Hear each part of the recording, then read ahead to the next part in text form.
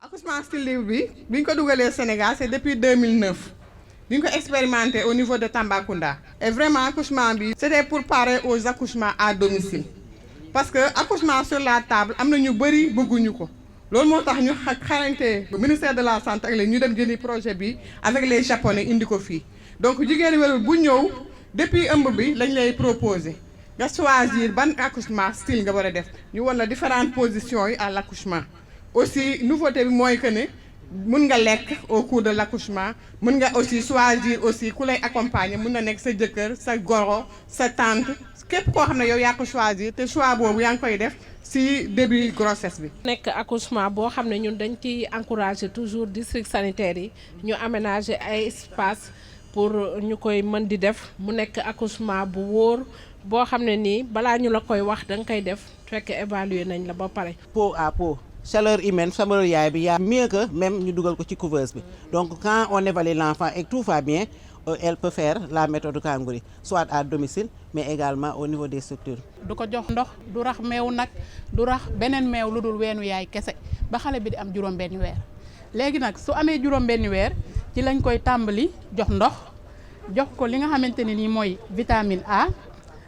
A bi dañuy naan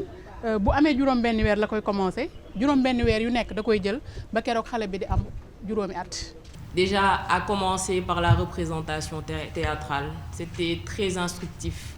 et très ludique. C'est-à-dire ku ko gis rek di nga xam semaine bi lan moo ko tax a jóg.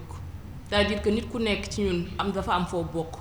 et on est en Afrique, c'est-à-dire que nous sommes des gens qui vivent en société. te lépp ci communauté boobu lay commencer moo waral. année bi thème bi ñu daal di fësal rôle communauté yi ci santé de la mère et de l'enfant te madame la directrice l'a dit tout à l'heure et beaucoup de des interventions qu'on a entendues ku ci nekk rek boo jëlee kàddu bi ba pare da ngay insister ci rôle bi ak place bi ngeen am pour que ñu mën a atteindre objectif yi nii maanaam nan la ñuy def ba nga xamante ne jigéen bi bu ëmbee ba muy wasin dina am wérgu yaram xale bi tamit bés bu ñëwee moom itam dina mën a màgg moom itam nekk ci jàmm te l'autre point aussi qui était très intéressant c'était la valorisation de nos produits locaux c'est-à-dire que on a tendance tey jii nii di jéem a beddi li nga xamante ne mooy suñu richesse en fait c'est-à-dire que ay dugub ak ay mboq nit ñi dañ cay dee di soofantal mais c'est des produits qui sont très riches et on peut les transformer, on peut se nourrir avec, c'est fait localement et c'est très riche. Donc voilà, tout ça pour dire que nit ki na ku ci nekk fi nga nekk nga jéem a gën a jàpp ci promotion beeg sensibilisation yi ku ci nekk kër bi nga dëkk koñ bi nga nekk gox bi nga nekk nga mën a waxtaan ak nit ñi di leen ñaax wax leen que nit ki dégg nañ ko sànq visite prénatale yi c'est passé de 4 à 8 que y a des formes de prévention avec la planification familiale que ça ne s'intéresse pas uniquement à ñi nga xamante ne dañoo bëgg a espacer seen jur mais tamit ñi nga xamante ne dañoo am ay difficultés pour mën a am doom mën nañ dem rapprocher wu de ces services là. semaine bii nii li ko tax a jóg mooy di gën a wane les nouveautés les innovations lépp li nga xamante ne ñu ngi koy def état bi nga koy def jaarale ko ci direction santé mère et enfant mais surtout au niveau territorial avec la direction régionale de la santé qui aussi travaille avec les districts. Donc yooyu noonu yëpp ci chaîne boobu noonu yëpp y a des acteurs qui sont là di leen gën a encourager ñu def vulgariser li nga xamante ne ñu ngi koy def jumtukaay yi nga xamante ne ñoo fi nekk di pousser population pour ñu dem di ko utiliser pour que nit ñi mën a ñëw faut que ñun santé ñu changer ni ñuy accueillir nit ñi bu ñu changer ñun ni ñuy doxaleek ñoom dinañ gën a sawar ci ñëw ci ñun donc na ku nekk jàpp ñu booloo ñun ñëpp booloo suñu doole comme ça santé mère ak enfant gën a jëm ci kanam. santé dafa am ñu ko yore am ñu koy doxal am ñu leen ciy wéttali am ñu leen ciy jàppale bu ñu demee ba ne andi nañu bàjjenu gox yi pour jigéen ñi la won leen xamal leen jàngal leen te am foo bàjjenu gox amul ñu respecté leen lool nag ndax dañu am engagement bu ñuy jël boo xam ne kenn xamul lu mu toll man su ma xoolee suma bàjjenu gox yi suñu quartier. damay wax daal ñii buñ doon ay góor dinañu dimbali ñun lool ndax dañuy motiver nit ñi surtout jigéen ñi ci rencontre yeeg yëpp di leen xamal te ñëpp dañ leen ñeme nag ndax dañu ubbeeku te loolu moo war. Aujourd'hui, c'était notre rencontre du comité régional de développement axée sur la semaine de la santé de la mère et de l'enfant,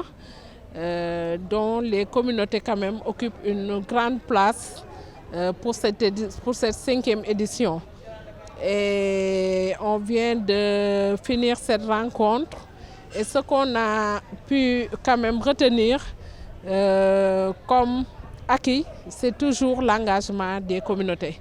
l'engagement des bajenu gox, l'engagement des relais communautaires. Et on a aussi travaillé sur comment faire pour renforcer la sensibilisation des individus, des familles et des communautés et rendre aussi encore beaucoup accessibles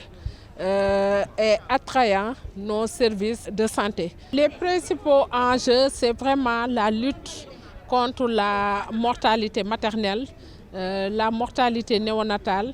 et la mortalité infanto-juvénile. Et l'autre enjeu majeur, c'est vraiment de maintenir le bien-être du couple mère-enfant,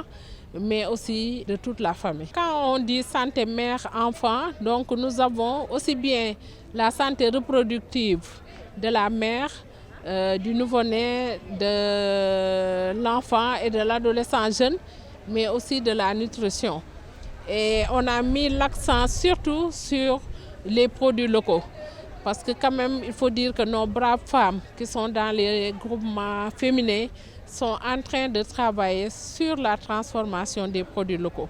Et c'est des produits qui sont très riches et qui peuvent apporter l'aliment nécessaire aux enfants. Donc ça aussi, c'est important et c'est un défi majeur par rapport à la consommation des produits locaux.